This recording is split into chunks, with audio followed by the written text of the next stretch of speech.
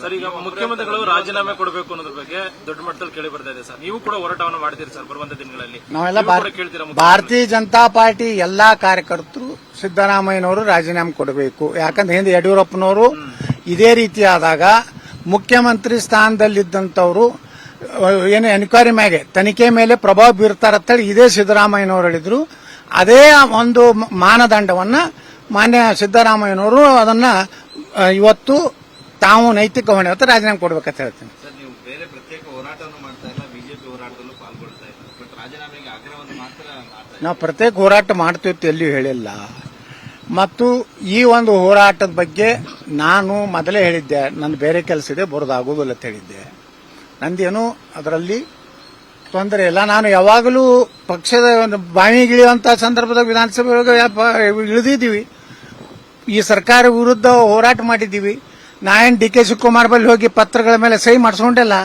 ಪ್ರಾಮಾಣಿಕವಾಗಿ, ಅತ್ಯಂತ ಪ್ರಾಮಾಣಿಕವಾಗಿ ಬಾವಿಯಲ್ಲಿ ಕೂತೀನಿ.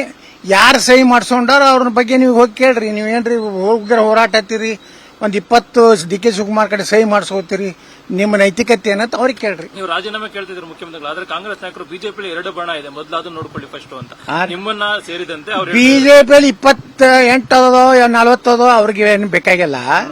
ಕಾಂಗ್ರೆಸ್ನಲ್ಲಿ 8 ಮಂದಿ ಮುಖ್ಯಮಂತ್ರಿಗಳದ 8 ಬಣ ಅದಾವ. ಕಾಂಗ್ರೆಸ್ ಸಿದ್ದರಾಮಯ್ಯ ಬಣ ಬೇರೆ, ಡಿ ಕೆ ಈ ಎಲ್ಲಾ ಹೋರಾಟದ ಹಿಂದೆ ಯಾರದಾರಪ್ಪ?